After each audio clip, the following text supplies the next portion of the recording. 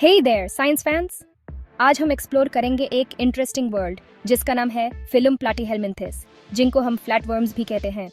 ये squishy creatures आपको different places में मिलेंगे, फ्रेश वाटर पॉन्ड से लेकर किसी और एनिमल के अंदर तक। फ्लैटवर्म्स अलग अलग शेप्स एंड साइजेस में आते हैं, लेकिन सब में कुछ कॉमन फीचर्स होते हैं। फ्लैटवर्म्स की सबसे अलग बात होती है उनका फ्लैट रिबन लाइक बॉडी। ये यूनिक शेप उनके सर्वाइवल के लिए बहुत इंपॉर्टेंट है। इसके बारे में हम बाद में बात करेंगे। फ्लैटवर्म्स की एक और खास बात यह है कि उनमें ट्रू बॉडी कैविटी यानी कोएलम नहीं होता। इसका मतलब है कि उनके इंटरनल ऑर्गन्स टिश्यूज के सॉलिड मास से सराउंडेड होते हैं। अब आप सोच रहे होंगे, बिल मुझे फ्लैटवर्म्स की पड़ी क्यों है?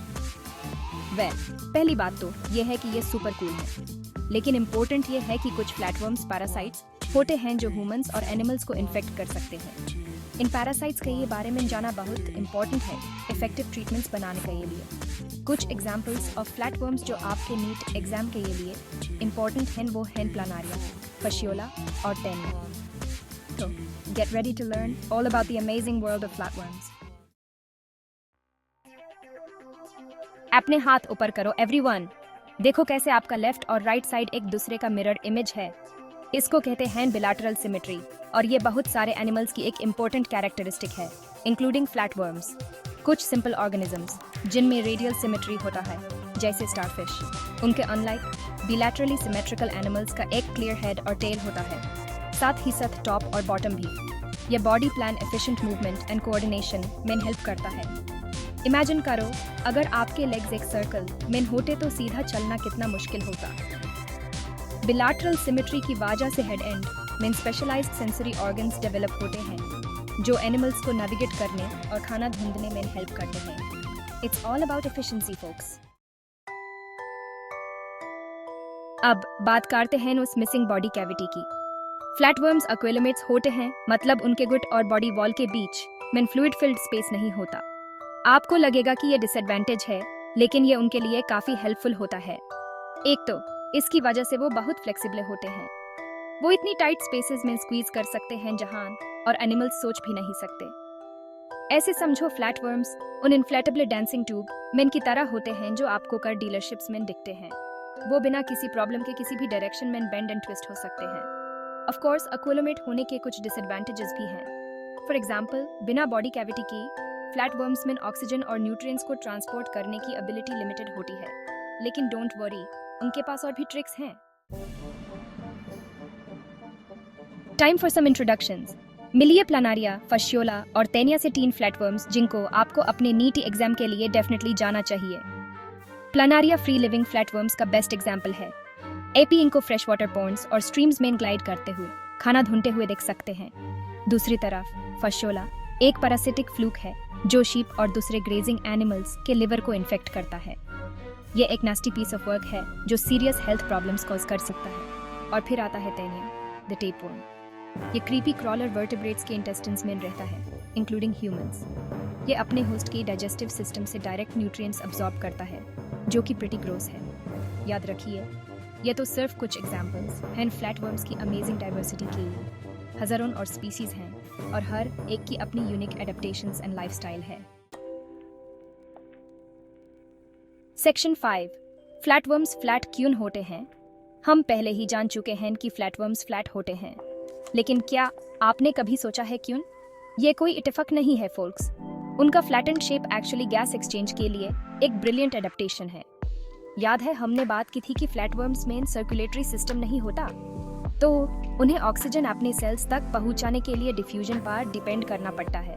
डिफ्यूजन वो प्रोसेस है जिसमें मॉलिक्यूल्स हाई कंसंट्रेशन से लो कंसंट्रेशन की तरफ मूव करते हैं। फ्लैटवर्म्स के ई केस में ऑक्सीजन सराउंडिंग वाटर या होस्ट टिश्यूज से डायरेक्टली उनके सेल्स में डिफ्यूज होता है। और गेस व्हाट, एक फ्लैट शेप डिफ्यूजन के लिए मैक्सिमम सरफेस एरिया प्रोवाइड करता है। ये ऐसे है जैसे उनके प्योर बॉडी में लाखों टिनी लंग्स स्प्रेड आउट हैं।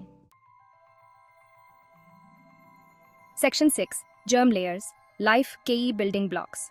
अब बात करते हैं फ्लैटवर्म डेवलपमेंट की। एम्ब्रियोनिक डेवलपमेंट के दौरान फ्लैटवर्म्स में 3 अलग अलग जर्म लेयर्स बनते हैं, एक्टोडर्म, मेसोडर्म और एंडोडर्म। ये जर्म लेयर्स एनिमल डेवलपमेंट के प्राइमरी कलर्स की तरह होते हैं। ये बॉडी में सारे टिश्यूज और ऑर्गन्स को राइज देते हैं। एक्टोडर्म से स्किन का आउटर लेयर और नर्वस सिस्टम बनता है। मेसोडर्म से मसल्स, बोन्स और सर्कुलेटरी सिस्टम बनता है और एंडोडर्म से गट लाइनिंग और दूसरे इंटरनल ऑर्गन्स बनते हैं। फ्लैटवर्म्स ट्रिप्लोब्लास्टिक होते हैं, मतलब उनमें तीनों जर्म लेयर्स होते हैं। ये सिंपल एनिमल्स से डिफरेंट है, जैसे स्पॉन्जेस और जेलीफिश जिनमें सर्व 2 जर्म लेयर्स होते हैं। 3 जर्म लेयर्स का एवोल्यूशन एनिमल एवोल्यूशन में एक इम्पॉर्टेंट माइलस्टोन था, क्योंकि इससे और कॉम्प्लेक्स बॉडी प्लान्स डेवलप हो गए। Section 7 no lungs no problem. Flatworms के बारे में एक और इंटरेस्टिंग फैक्ट, उनमें लंग्स नहीं होते या गिल्स भी नहीं। तो वो सांस कैसे लेते हैं? वो ट्रेडिशनल सेंस में सांस नहीं लेते। इसके बजाय वो अपने बॉडी में ऑक्सीजन ट्रांसपोर्ट करने के लिए डिफ्यूजन पर डिपेंड करते हैं। हमने पहले बात की थी कि कैसे उनका फ्लैट शेप इस प्रोसेस में हेल्प करता है, लेकिन यह और भी इंटरेस्टिंग है। फ्लैटवर्म्स का surface area to volume ratio बहुत हाई होता है। इसका मतलब है कि उनके बहुत सारे सेल्स डायरेक्टली उनके सराउंडिंग्स के कांटेक्ट में होते हैं। इससे ऑक्सीजन उनके सेल्स में डिफ्यूज हो जाता है और कार्बन डाइऑक्साइड बाहर निकल जाता है। यह ऐसे है जैसे आपके प्योर बॉडी में लाखों टाइनी विंडोज ओपन हैं। ऑफ कोर्स यह सिस्टम तभी काम करता है जब फ्लैटवर्म छोटा हो और रिलेटिवली इनएक्टिव हो। सेक्शन 8 हुक्स एंड सकर्स एक पैरासाइट का toolkit.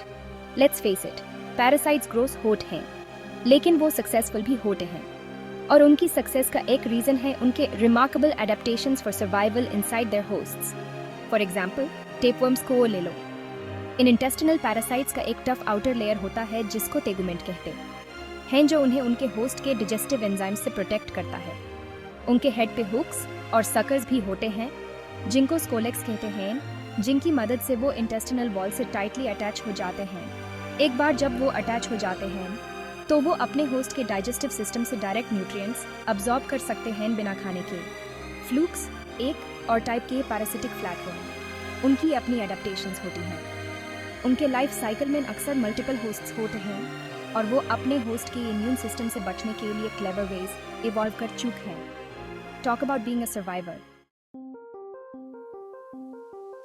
Section 9 a worms life for me, the parasitic life cycle.